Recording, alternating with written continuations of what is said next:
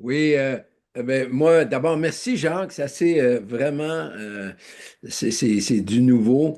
Euh, juste l'énonciation que tu as fait à la fin de la signification des noms me montre que beaucoup des textes bibliques nous échappent.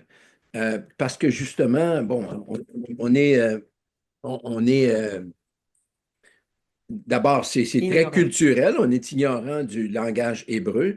Est-ce que beaucoup de textes, est-ce- évidemment, est-ce qu'il y a beaucoup de textes comme ça qui nous sont un peu euh, obscurs pour nous parce qu'on n'a pas, on n'a pas Hmm. cette connaissance-là? Est-ce qu'il y en a beaucoup? Parce que ce que tu viens d'énumérer là, c'est beaucoup, là.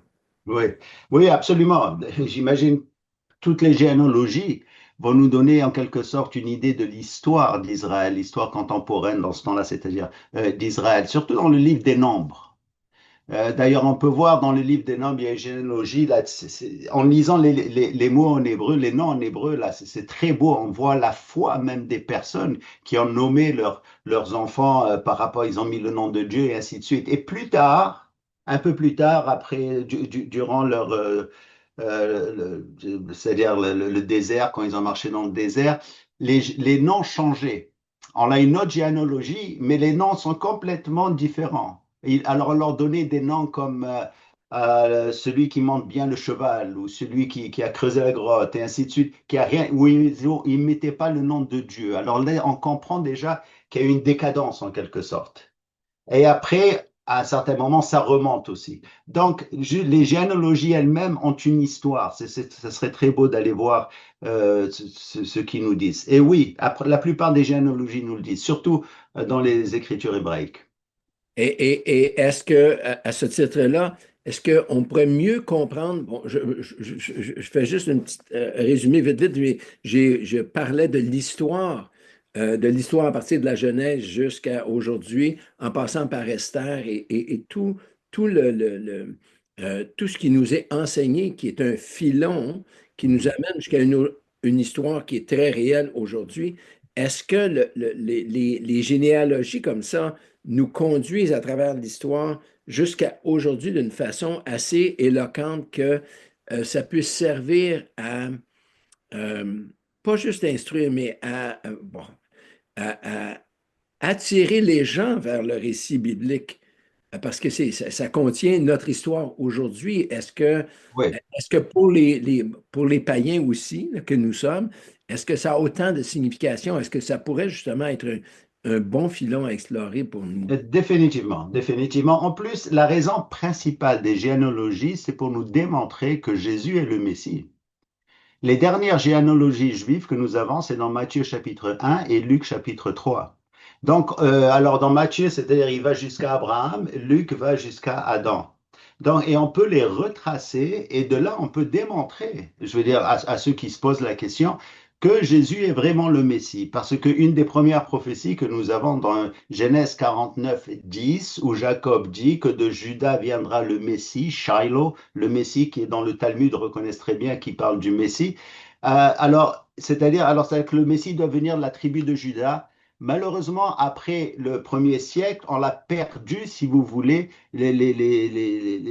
c'est-à-dire les descendants de toutes les tribus. Et le seul document que nous avons pour savoir qui est, où c'est que ça s'arrête, c'est la généalogie de Jésus, qui prouve qu'il est le roi d'Israël, le dernier roi d'Israël. En plus, le Talmud dit que Jésus était de la famille royale. Okay. Bien qu'ils ont dit de mauvaises choses à son sujet, quand même, ils le disent. Donc, ça nous sert, si vous voulez, comme preuve pour démontrer que Jésus est le dernier roi d'Israël, de la tribu de Juda, et qu'il n'y en a pas d'autres, c'est-à-dire avant lui, ni après lui, vraiment, parce qu'on ne peut pas les reconnaître eux-mêmes.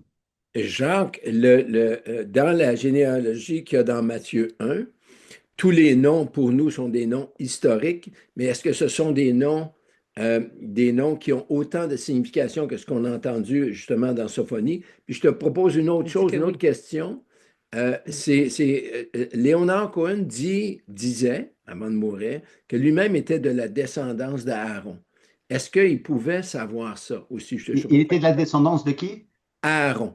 Oui, oui, ça ils peuvent. Au fait, la seule tribu dont les Juifs peut être sûr qu'ils descendent de leur descendance, c'est-à-dire c'est la tribu de Lévi. Alors, c'est la descendance d'Aaron. Pourquoi? Évidemment, Dieu leur a laissé cette connaissance à travers l'histoire. En plus, les Lévis, comme on l'avait dit auparavant, c'est-à-dire des gènes différents de ceux des autres Juifs.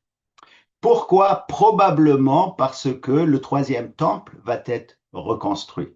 Et il va être reconstruit, mais c'est probablement pourquoi nous avons cette connaissance. Et d'ailleurs, quand ils ont choisi les Lévis à Jérusalem pour ce troisième temple, ils sont tous assurés qu'ils avaient ces gènes, si vous voulez, des Lévis. Donc oui, il a raison. D'ailleurs, son nom c'est Cohen. Cohen qui veut dire prêtre. Et Ah, j'aime beaucoup, d'ailleurs, Leonard Cohen. Quand j'étais jeune, je jouais toutes ses chansons à la guitare, là. ah, bon, bon. Ouais. Et, Ouais, donc, c'est juste ça. pour revenir à mon autre point, Jacques, la généalogie de Matthieu, est-ce que c'est... Bon, alors là, vous me lancez un défi parce que je vais aller voir. Mais sûrement qu'on pourrait voir quelque chose là-dessus. Et figurez-vous que dans la généalogie de Matthieu, il y a des noms qui sont omis là. Il y a au moins trois rois qui ne sont pas là. Elle est aussi un peu sélective, d'accord? Mais on pourrait faire une étude. Là, je suis jamais allé voir la signification de tous les noms, donc on ira voir ça. J'entendais que la généalogie de Matthieu était plutôt reliée avec les chiffres des groupes de 7 ou quelque chose comme ça. Ben, il y a 14 générations. C'est une généalogie un peu compliquée parce que vous avez le nom de Jéconia qui est là, dont le prophète Jérémie dit qu'aucun de ses descendants ne s'assiera dans le trône de David. Évidemment, les antimissionnaires disent, oh, cette généalogie est fausse, d'accord? Mais elle est en quelque sorte nettoyée, si vous voulez, par Zorobabel, qui se retrouve dans les deux généalogies. Donc, il y a eu un mariage, d'accord? Ce qui rend Joseph, si vous voulez, légitime. Mais la généalogie de Luc, c'est celle de Marie, d'accord, qui est descendant de Nathan, un des fils de David. Donc vous avez Nathan et Salomon. C'est compliqué, mais ça laisse à étudier, il y a beaucoup de choses à étudier là-dessus.